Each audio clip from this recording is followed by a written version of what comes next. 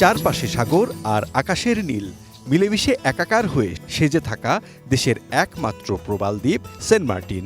দ্বীপটিতে যেতে মাঝ সমুদ্রেই পর্যটকদের অভ্যর্থনা জানাতে ছুটে আসে ঝাঁকে ঝাঁকে গাংচিল।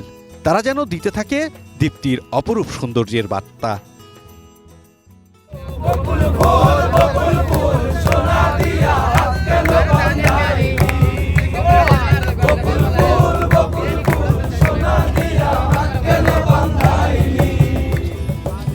পশ্চিমে সূর্যাস্তের অপরূপ দৃশ্য, স্নিগ্ধ বাতাস আর অগভীর সাগরের স্বচ্ছ নীল জল। প্রকৃতি যেন দুহাত মেলে ঢেলে দিয়েছে তার সৌন্দর্য। বাঁধ ভাঙা উচ্ছ্বাসে মেতে ওঠার লোভে প্রতি বছর পর্যটন মৌসুমে এই দ্বীপে পদচিহ্ন আঁকেন লাখ লাখ পর্যটক। এই বিশাল সমুদ্র এবং গাংচিলের মুক্ত আকাশে উড়ে যাওয়া খুব উপভোগ করছি। আত্মার শান্তি পেতে হলে প্রতি বছর এখানে আসা হচ্ছে। তবে জীববৈচিত্র্য রক্ষায় 1 ফেব্রুয়ারি থেকে টানা 9 মাসের জন্য পর্যটক প্রবেশ করতে নিষেধাজ্ঞা দিয়েছে সরকার।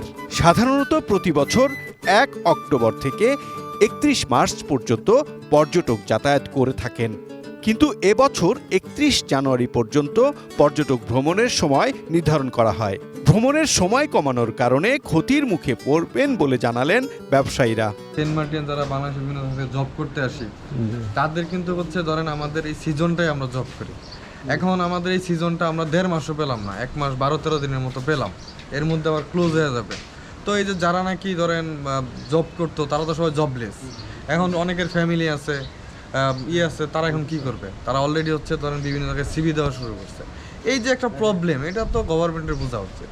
আর তারা যদি এই মুহূর্তে আমাদেরকে দেখা যায় যে আরও 1 মাস টাইম দেয়, তাহলে দেখা যায় যে আমরা একটু স্থিরভাবে একটা সিজন চাইতে পারবো। আমাদের যারা হচ্ছে ধরেন ওনার আছে, তারা এই যে ইনভেস্ট করছে এত কিছু, তো লসে চলতেছে। এমন অবস্থা যে স্টাফদের যে স্যালারি দিবে এটাও কিন্তু হচ্ছে না। 2 মাসের ব্যবসা কিছু হয় না সেন্ট মার্টিনে। যদি 3 মাস 4 মাস যদি আসলে দেয় সরকার, তাহলে কিছুটা হচ্ছে একটু লাভবান হওয়া যাবে। আমাদের ব্যবসা আপনার সিজন 4 মাসে, 4 মাস পর আমরা 4 মাস ইনকাম পর 8 মাস বসে থাকি। ছোটোখাটো ব্যবসা কাজ করে যদি খাই তাদের জন্য ভালো হয় যদি সামনে আরেক মাস যদি জাহাজ চালু হয়। এবছর পরিবেশ মন্ত্রণালয় থেকে পর্যটক ভ্রমণের সময় কমানোর পাশাপাশি নানা বিধিনিষেধ জারি হয়।